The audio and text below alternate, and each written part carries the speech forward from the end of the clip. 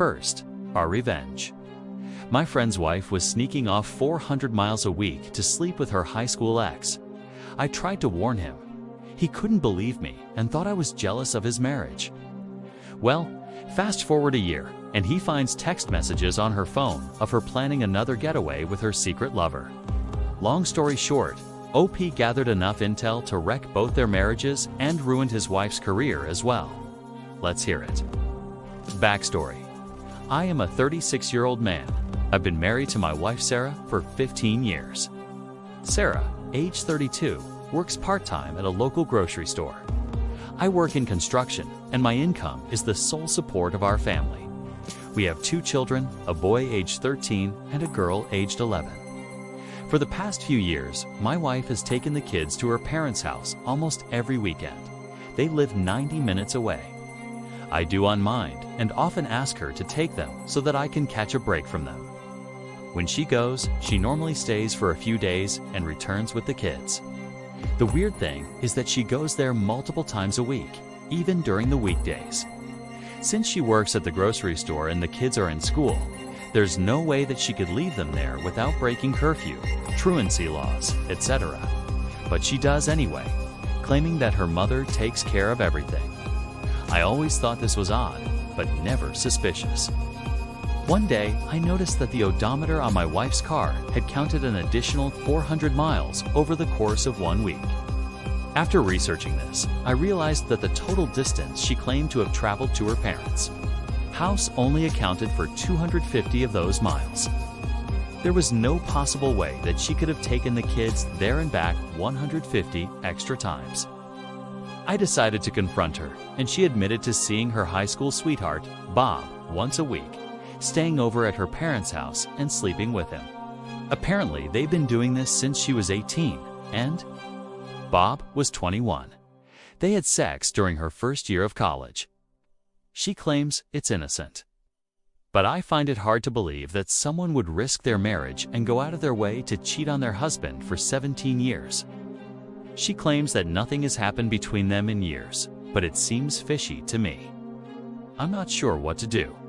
Update the very next day. I asked my wife for her home computer password so I could check her email. She hesitated and then gave it to me, acting as though I was the crazy one. Later that night, I discovered that she'd been corresponding with her ex, laughing and bragging about cheating on me with him. She even made snarky remarks about Bob's wife getting fat after having kids. Clearly, my suspicions were correct. I still feel angry, betrayed, and unsure what to do next. After 15 years of marriage, I'm out of my depth and not sure how to proceed. Should I ask her to move out? Do I tell her I know about Bob? How will this affect my kids? Can I trust anything she says? Help. Down in the comments, we had some pretty insightful guesses.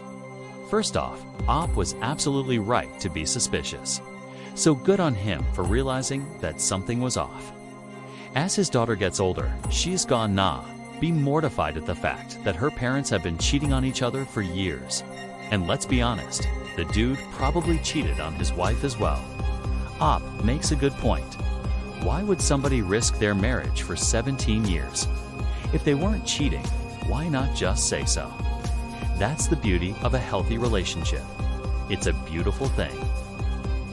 So yeah, Sarah was definitely hiding something. So it was a smart idea to look into it further, and our protagonist was absolutely right to do so.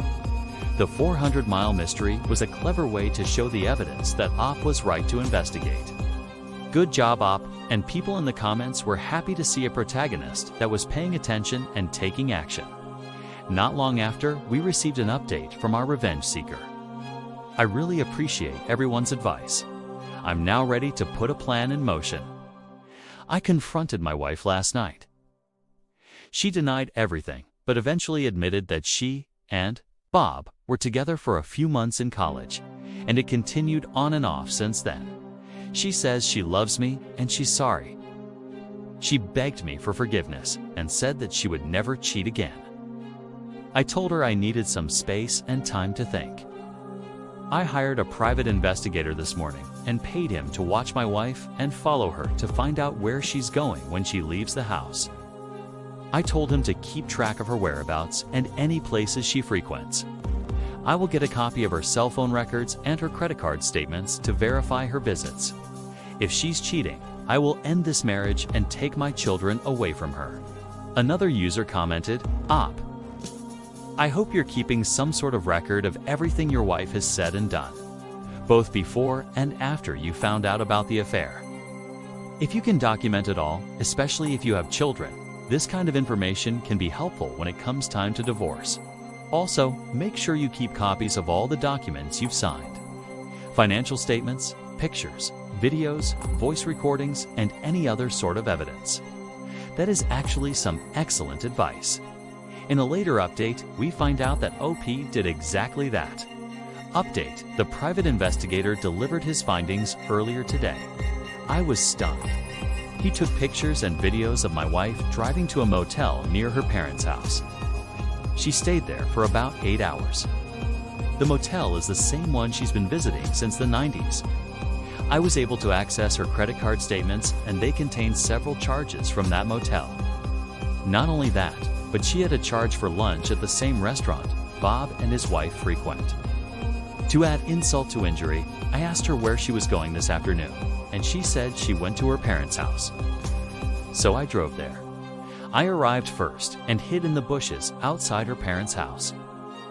When my wife arrived, I jumped out and shouted at her. I told her that I knew about Bob and that she was a lying, cheating slut. She cried and told me that she loved me. She promised to never see Bob again. Her parents said that she should move in with me and the kids.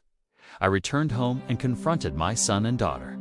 They told me that they knew about Bob, that they had seen them kissing at their grandparents' house, and that they were tired of being lied to.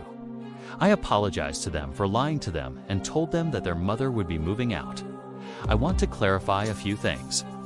The only reason I included the comment section of this Reddit post is because I thought it was funny, and also because these people gave great advice. I am aware that calling a woman a slut is a derogatory term, and I am sorry for including it. However, I wanted to be true to the original post and include the exact words spoken by OP.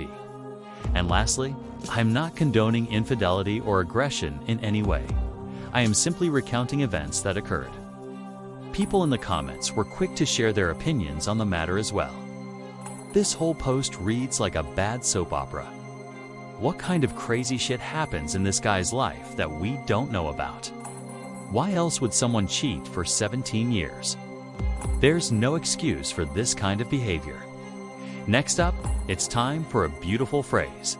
A phrase that I love. And that phrase is yikes. Yikes. There's a lot of yikeses in this post. The yikes come from the wife who continues to see her ex even though she's married, but also from the husband who is hitting the books instead of taking notes. Seriously, OP, maybe take some classes on effective communication, because this is a prime example of how poor communication skills can destroy a marriage.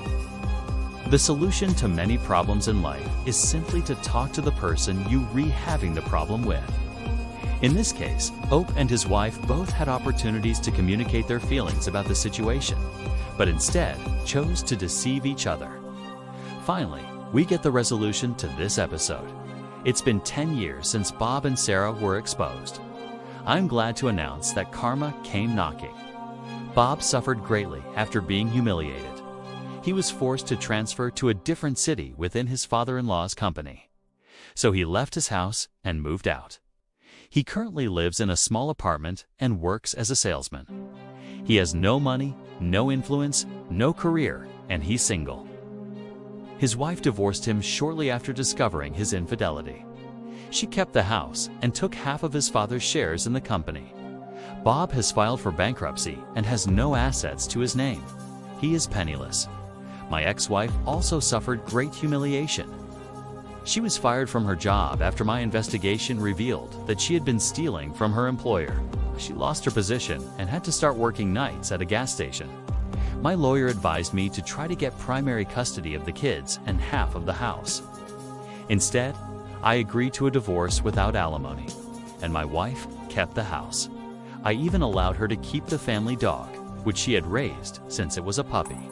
She begged for the kids to live with her, and I agreed. I even agreed to pay 80% of their expenses. In the end, she kept everything. She has the house, the cars, the pets, the kids, her job, and her lover.